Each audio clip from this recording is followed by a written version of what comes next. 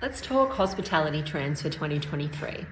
Hey, I'm Sarah and I'm from AFTES and Hospitality Success School. We're a hospitality specific training organisation. In our recent blog article, we go through 5 of the top trends for hospitality venues this year. So if this is something you're interested in looking at for your venue, stay tuned. Low or no alcohol and low alcohol drink alternatives have been really growing in popularity in the last few years. It's the fastest growing beer segment, growing 62% year on year.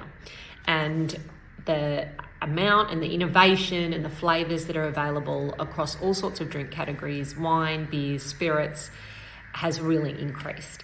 So is this something that you've noticed in your venue, that demand for these drinks has kind of increased? So many options on the market that make it really easy for you to implement this. Businesses like Seedlip, they do lots of different spirits, as well as Sober, who does beers and ciders. They're kind of leading the way in Australia. So have a look at your menu, see if you've got what your NOLO options are, and perhaps you need to look at expanding these, perhaps even having a separate section in your menu or a separate menu for these. Also, you'll need to look at the product knowledge for your staff. So do staff have the expertise to be able to sell these confidently? They'll need to know things about the ingredients, the production methods, where they come from to kind of sell that story as well. In the first instance, look to these suppliers. They'll be more than happy to provide you with that kind of information that'll help you sell their products better. In addition, if your staff, your front of house staff are undergoing accredited training, so traineeships or certificates in hospitality, there are units that cover product knowledge and sales skills within there. So you can speak to your trainer about incorporating those. The second trend I want to look at is hyper-localization. So using local ingredients and that footprint has really been on the rise, and it has been trending for quite a few years now. Hyper-localization takes that even further.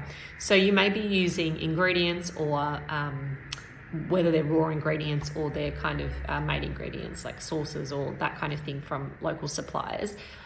Think about how else you can incorporate local businesses and local individuals into your venue. So think things like murals painted on your walls, maybe even custom serveware by a local potter, things like that are really collaborative and give you the opportunity to cross-promote with localization in other communities. This can provide you with cost savings, but it also provides a really unique selling point and builds on that big trend that occurred through COVID, which was supporting local businesses and local people. Not sure, start conversations with people. You can approach them on social media and just get the word out, whether it's through socials or your staff, that you're looking and you're open to developing relationships in that area. Also, in terms of the local ingredients, make sure that the chefs have the expertise to prepare those ingredients to the best of their ability. The local suppliers may be able to help with that, and also they can look to specialty courses or even that apprenticeship and certificate for training as well. Cooking with fire is number 3. Cooking with fire has really, been popular in the United States for quite a few years, and you might have noticed it increasing in popularity here in Australia as well. It can add a real depth of flavour and complexity to dishes and provide a really unique experience for your customers, so adding to that. That also allows you to charge a little bit more. It really just means cooking on an open flame, and sometimes doing that in a performance sense, so in front of the customer. But cooking with fire is a risk. It is a safety hazard, and it's one that you need to be aware of and address in order to, do that well and safely for you and your staff and your customers. So that requires proper training. Your cooking, the people in the kitchen will need to know proper cooking techniques, the right fuels, and perform those risk assessments. And then the front of house staff will need to know how to sell it and be safe around it as well. Number 4, we're looking at multi-concept venues. So hotels in particular are really primed to take advantage of this. Multi-concept venue is just a venue that has multiple spaces with multiple offers within it. And hotels have been doing this for a while. For example, you might have a sports bar, a bistro, maybe even a private dining room. Consider how there might be other spaces that you can activate or use in different ways, maybe even at different times. Beer gardens, function rooms. You might have a little terrace that you can use for something, or even a little space that you might convert. Having these offers allows you to charge different price points, which can be really good, and address different market segments, which again can kind of extend your reach. It does pose some problems internally.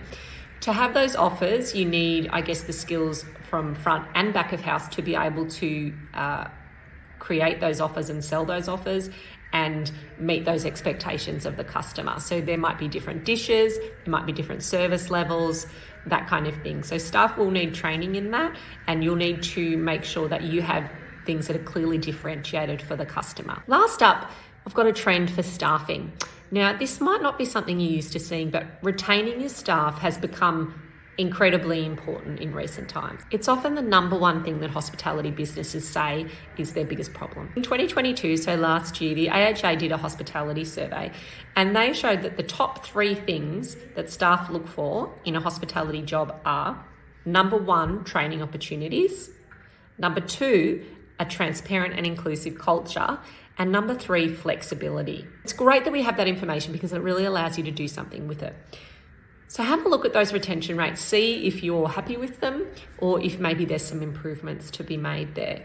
Bear in mind that when a staff member leaves, it costs, between, they say, 25 and 150% of their annual wage to replace them, which is a huge number. So have a look at those 3 areas and see if there's anything that you can improve on. Training wise, is there any internal training you could add, or could you look to external training providers such as AVTES and look at incorporating some accredited training? That also has longevity attached to it, so it can assist with retention rates in that way. Look at your culture and things that you might be able to do there. Of course, there's no silver bullet. That's a really long-term thing to look at. And then flexibility. Is there things that you can change to make things easier for your staff in terms of flexibility? By investing in that training and knowledge of your staff, you really equip them with the knowledge and the confidence to be able to do their job properly and help you build your business. So if you're interested in, looking at any training options using an external training provider like AVTES for qualifications training, we also do a number of other kind of short and practical based training as well. So get in touch. You can email us, check out our blog post, give us a call, and we'd love to have a chat to you.